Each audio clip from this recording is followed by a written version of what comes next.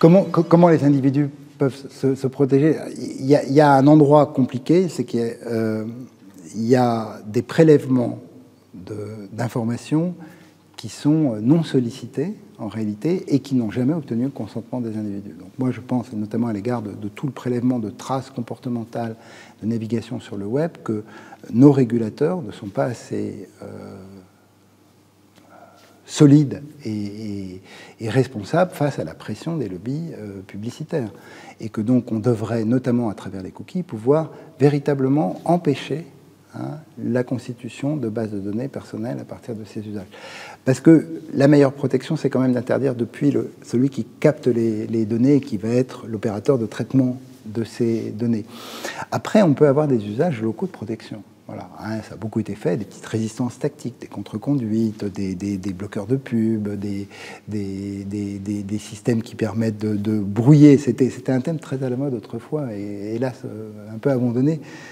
On appelait ça l'obfuscation. L'obfuscation, c'est de donner des fausses informations sur soi à tous ces capteurs qui nous enregistrent. Et donc, on a sur son navigateur un système qui clique sur plein de liens et qui, du coup, donne une fausse information sur le profil de l'utilisateur aux opérateurs commerciaux et publicitaires qui voudraient essayer de vous personnaliser et vous cibler.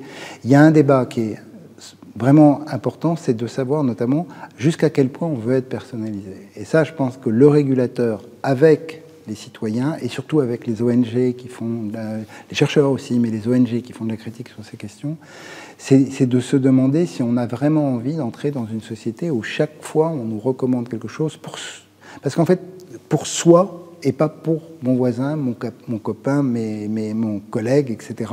Parce qu'on a été calculé de façon absolument précise et personnalisée. Et est-ce qu'on a vraiment envie de ça? Voilà. Je pense à une question qu'on devrait toujours se poser.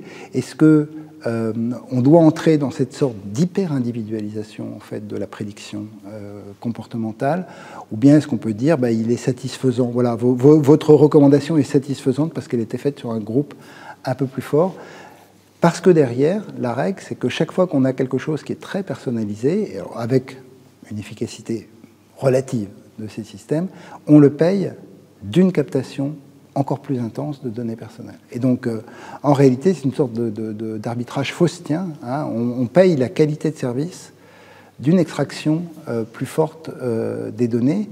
Et c'est aussi une interrogation qu'on doit constamment avoir sur nos sociétés, les formes d'individualisation de nos sociétés et des transformations de la société de consommation notamment, qui fait que nous entrons dans des cycles dans lesquels on pourrait se demander, mais moi je ne veux pas faire la morale pour les autres, mais pourquoi il est devenu insupportable d'attendre 3 minutes un livreur? Parce que voilà, on a géolocalisé, on a donné des informations personnelles, etc.